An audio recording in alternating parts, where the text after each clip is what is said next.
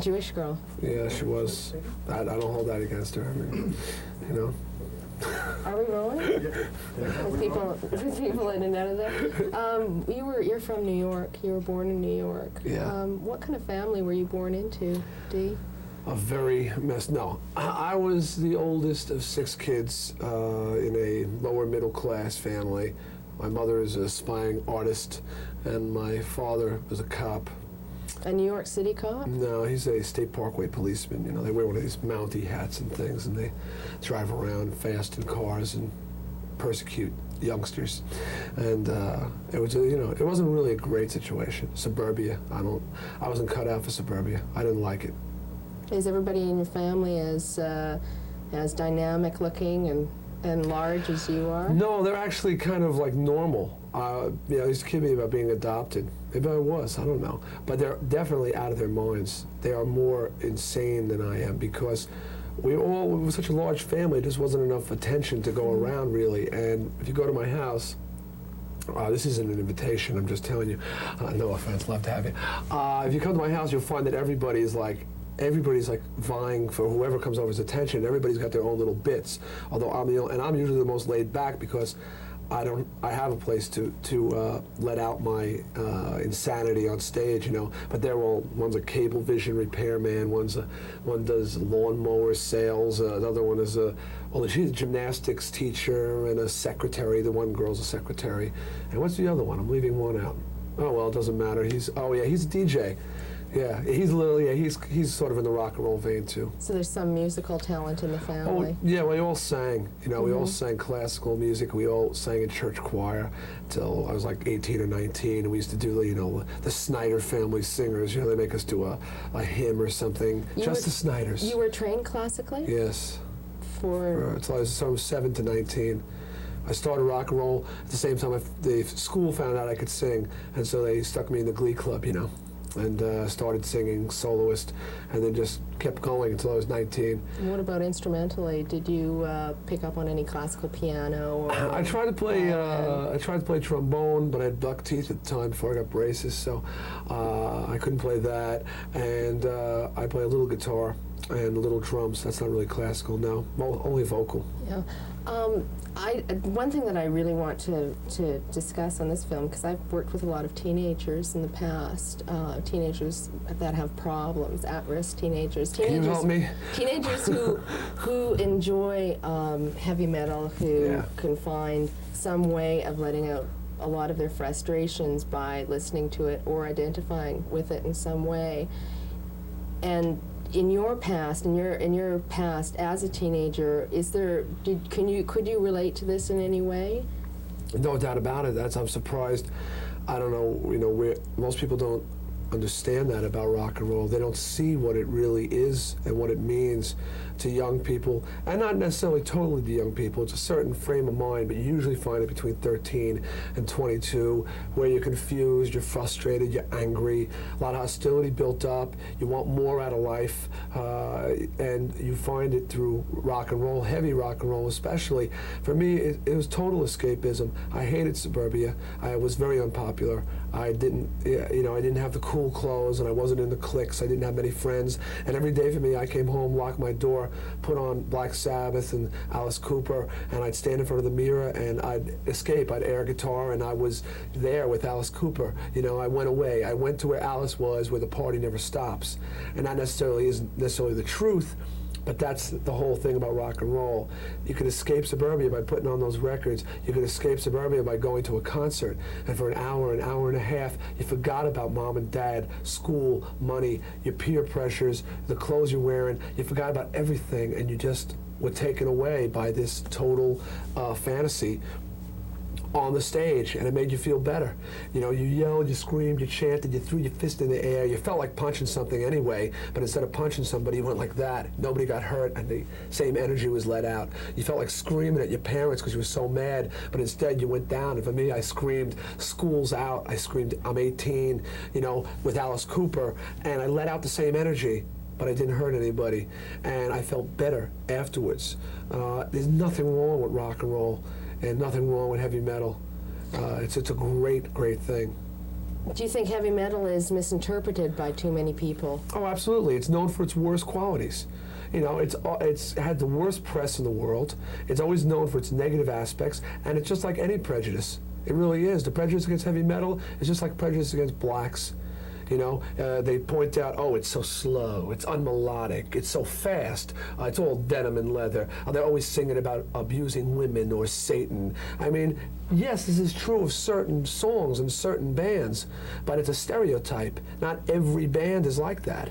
And I think people are just starting to find out that this is the case, that there's a lot more to heavy metal, that some heavy metal does have melody. And no, it's not all about Satan and about abusing women. And it's not all overly serious. Some of it's fun. Twisted Sister has fun. We're serious, but we remember that rock and roll, people listen to rock and roll for enjoyment and want to have a good time. And it's not all denim and leather. And it's not all super slow or super fast. We're not going to take it as a moderately paced song, you know. So I'm hoping, and more importantly, I'm trying to show people that heavy metal is not music played by idiots for idiots.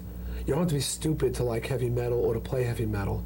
A lot of smart people. I know I'm not stupid. Bruce Dickinson, he's from Iron Maiden, he's brilliant. The guy graduated college, has a sociology degree. He's very, very intelligent person. Rock and roll is just a basic, primitive form of music that when you listen to it, it's the time when you're, like I said, you don't want to think about it. You know, you don't want to think about work and school and money. It's the one thing you don't have to think about. Rock and roll just takes you, and it just feels right, and it feels good, and it's simple, it's primal, and it's enjoyable. And there's nothing wrong with it. Mom and Dad, stop hassling your kids. So after this is over, or if it ever is going to be over, would you consider going into another profession? Absolutely. I think I'm going to run for president in '88. You know, I've already got my platform all set up. I'm going to ban all photographs of Michael Jackson. I think this is something that has to be done. Somebody's got to put a stop to it. It's a dirty job. No, I don't know. I'm hoping that through rock and roll, I can get to a point where I don't have to worry about a profession, and then I can just do things that feel right. Like one thing I want to do is I like working out. I don't have enough time to do it. I want to seriously work out for a while. What type of athletics do you enjoy? Oh, I like weight training. Just weight training. Well, I like motocross. Mm-hmm. I like horseback riding. I like skiing. Do you have horses of your own? No, not yet, but I intend to. Do you think you're going to have time to go skiing in Vancouver? We've got some great ski slopes. I don't. That's the whole thing. I wish I did. I saw them up through the clouds. It looked dynamite. You know, it's really good. I have hardly any time to do anything. But this is. I hope to get more and more into these things. I love animals. I'm an animal freak. I like to breed dogs. I used to have a chow. I like chow chows. You know, you ever see a chow chow? Furry. You know, but I like to do some things and not have to worry about the financial aspects. You know, say, oh, I think I'll be a painter. I've never painted in my life, but if I want to do it, even if it stinks, just do it. Open a little store and sit there and have nobody buy it, but not care. That's a dream that very few people get to realize. To have the ability to just do what you want to do. So aspiring to be a independently wealthy person, yes, you may rich, retire. famous rock and roll star. You may retire from the industry. Yeah, well, I would like to do movies. I mean, to me, that's were you in a Jesus Christ Superstar in a stage production? No, it was Godspell. Godspell. Yeah, but it wasn't like one of the professional ones. But yeah, I played Jesus. I guess it was typecasting. No offense, just kidding. New York? All the fundamentals are going, he's taking the Lord's name in vain. I'm not. I'm just, believe me, God has a sense of humor. He wouldn't have invented farts, okay? I thought about this. I know it's a disgusting subject, but it hit me the other day that God has a sense of humor because he wouldn't have made him sound like that if he didn't, okay? So this is another subject. Go ahead. But you're saying yes. Well, I like theater, To me, I just keep doing things that nobody would ever think that I'd be able to do. The little ugly weird guy in school, being a star is something nobody ever thought I would do. And now to I was at the Junos and when I left, I was physically girls were screaming. They were Italian, like Beatlemania.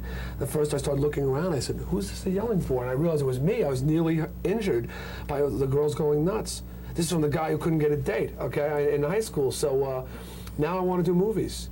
I think that'd be wild. I think, I'd like to expand more and more on the visual side of the band.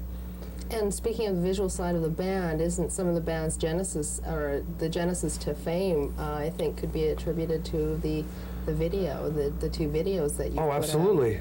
Video for Twisted Sister has been, is literally a godsend.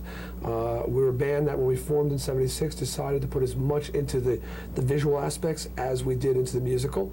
And the birth of video has been a dream come true because it allows us to show both sides. You know, and so, you know, we have no shame in saying, yes, video has helped Twisted Sister. Hey, I think Twisted Sister has helped video. And I think you're going to see the two of us walking merrily down the road together, arm in arm, for quite some time, because Twisted Sister was born for video. And other bands, of course, are very opposed to the video. Some of craze. them. Yeah. I mean, and you notice it's always like the weird-looking ones, you know? I mean, I'm weird-looking, but in like a way that works. You know, Joe Jackson, I'll never do another video. Look at him. The guy's hideous, okay? And I know hideous when I see it. The guy is Joe Jackson. He sits there. If I looked like him, I wouldn't do video either. You know, Elvis Costello, Bad Rap's video. Well, look at Elvis Costello. You know, you don't notice anybody who's successful in video saying, I'll never do another video. No, it's only people who aren't successful in it, you know? And maybe that's the whole thing. Maybe video isn't for everybody. Maybe as time goes on, it'll become more separated. There will be your video type bands, and there'll be your just plain musical type bands.